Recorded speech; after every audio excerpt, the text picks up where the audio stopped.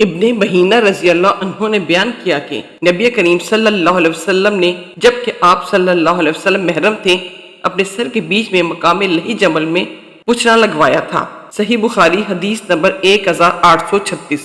نافع نے بیان کیا ان سے حضرت عبداللہ بن عمر رضی اللہ عنہما نے بیان کیا کہ ایک شخص نے کھڑے ہو کر پوچھا، یا رسول اللہ صلی اللہ علیہ وسلم، حالت احرام میں ہمیں کون سے کپڑے پہننے کی اجازت دیتے ہیں؟ تو نبی کریم صلی اللہ علیہ وسلم نے فرمایا کہ نہ قمیض پہنو، نہ پجامے، نہ امامے اور نہ بنس۔ اگر کسی کے پاس جوتے نہ ہو تو موزوں کو ٹخنوں کے نیچے سے کاٹ کر پہن لے۔ اسی طرح کوئی ایسا لباس نہ پہنو جس میں زعفران یا ورس لگا ہو۔ احرام کی حالت میں عورتیں منہ پر نقاب نہ ڈالیں اور دستانے بھی نہ پہنیں۔ لیس کے ساتھ اس روایت کے مطابق موسیٰ بن عقبہ اور اسماعیل بن ابراہیم بن عقبہ اور جویریہ اور ابن اسحاق نے نقاب اور دستانوں کے ذکر کے سلسلے میں کی ہے۔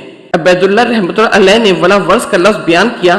وہ کہتے تھے کہ احرام کی حالت میں عورت منہ پر نقاب نہ ڈالے اور نہ دستانے استعمال کرے۔ اور امام مالک نے نافع سے بیان کیا اور انہوں نے حضرت عبداللہ بن عمر رضی اللہ عنہما سے بیان کیا کہ احرام کی حالت میں عورت نقاب نہ ڈالے، اور لیس بن ابی سلیم نے مالک کی طرح روایت کی ہے۔ صحیح بخاری حدیث نمبر 1838۔ ابن شہاب نے بیان کیا ان سے سالم نے ان سے عبداللہ بن عمر رضی اللہ عنہ نے بیان کیا کہ رسول کریم صلی اللہ علیہ وسلم سے پوچھا گیا، محرم کون کون سے کپڑے پہن سکتا ہے؟ آپ صلی اللہ علیہ وسلم نے فرمایا کہ قمیض، امامہ، پجامہ اور بنس، کنٹوپ یا باران کوٹ نہ پہنے اور نہ کوئی ایسا کپڑا پہنے جس میں زعفران یا ورس لگی ہو، اور اگر جوتیاں نہ ہو تو موزے پہن لے، البتہ اس طرح کاٹ لے کہ ٹخنوں سے نیچے ہو جائیں۔ صحیح بخاری حدیث نمبر 1842۔ عبداللہ بن طاؤس نے ان سے ان کے باپ نے ان سے عبداللہ بن عباس رضی اللہ عنہما نے بیان کیا کہ نبی کریم صلی اللہ علیہ وسلم نے مدینہ والوں کے لیے ذوالحلیفہ کو میقات بنایا، نجد والوں کے لیے کرم منازل کو اور یمن والوں کے لیے یلمم کو۔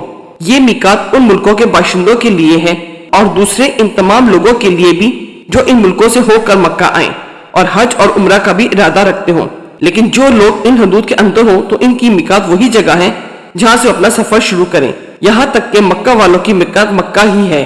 صحیح بخاری حدیث نمبر 1845۔ ابو بشر جعفر بن ایاس نے ان سے سعید بن جبیر نے اور ان سے ابن عباس رضی اللہ عنہما نے بیان کیا کہ قبیلہ جہینہ کی ایک عورت نبی کریم صلی اللہ علیہ وسلم کی خدمت میں حاضر ہوئی اور کہا، میری والدہ نے حج کی منت مانی تھی لیکن وہ حج نہ کر سکی اور ان کا انتقال ہو گیا، تو کیا میں ان کی طرف سے حج کر سکتی ہوں؟ حضرت صلی اللہ علیہ وسلم نے فرمایا کہ ہاں، ان کی طرف سے تو حج کر۔ کیا تمہاری ماں پر قرض ہوتا تو تم اسے ادا نہ کرتی؟ اللہ تعالیٰ کا قرضہ تو اس کا سب سے زیادہ مستحق ہے اسے پورا کیا جائے، بس اللہ تعالیٰ کا قرض ادا کرنا بہت ضروری ہے۔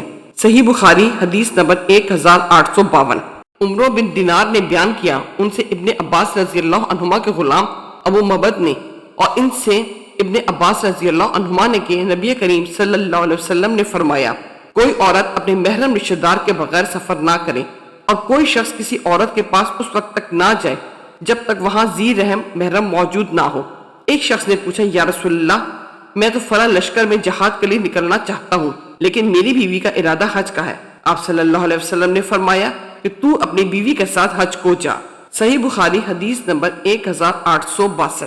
کہا ہم سے شعبہ نے ان سے عبد الملک بن عمر نے ان سے زیاد کے غلام قضا نے انہوں نے بیان کیا کہ میں نے ابو سعید خدری رضی اللہ عنہ سے سنا جنہوں نے نبی کریم صلی اللہ علیہ وسلم کے ساتھ 12 جہاد کیے تھے۔ وہ کہتے تھے کہ میں نے 4 باتیں نبی کریم صلی اللہ علیہ وسلم سے سنی تھی، یا یہ کہ وہ یہ 4 باتیں نبی کریم صلی اللہ علیہ وسلم سے نقل کرتے اور کہتے تھے کہ یہ باتیں مجھے انتہائی پسند ہیں، یہ کوئی عورت 2 دن کا سفر اس وقت تک نہ کرے جب تک اس کے ساتھ اس کا شوہر یا کوئی ذو رحم محرم نہ ہو، نہ عید الفطر اور نہ عید الاضحیٰ کے روزے رکھے جائیں، نہ عصر کی نماز کے بعد غروب ہونے سے پہلے اور صبح کی نماز کے بعد سورج نکلنے سے پہلے کوئی نماز پڑھی جائے، اور نہ 3 مساجد کے علاوہ کسی کے لیے کجاوے باندھے جائیں، مسجد الحرام، میری مسجد اور مسجد اقصی۔ صحیح بخاری حدیث نمبر 1864۔ انس رضی اللہ عنہ نے بیان کیا کہ نبی کریم صلی اللہ علیہ وسلم نے ایک بوڑھے شخص کو دیکھا جو اپنے 2 بیٹوں کا سہارا لیے چل رہا ہے۔ آپ صلی اللہ علیہ وسلم نے پوچھا، ان صاحب کا کیا حال ہے؟ لوگوں نے بتایا کہ انہوں نے کعبہ کو پیدل چلنے کی منت مانی ہے۔ آپ صلی اللہ علیہ وسلم نے فرمایا کہ اللہ تعالیٰ اس سے بے نیاز ہے کہ یہ اپنے آپ کو تکلیف میں ڈالیں۔ پھر آپ صلی اللہ علیہ وسلم نے انہیں سوار ہونے کا حکم دیا۔ صحیح بخاری حدیث نمبر 1865۔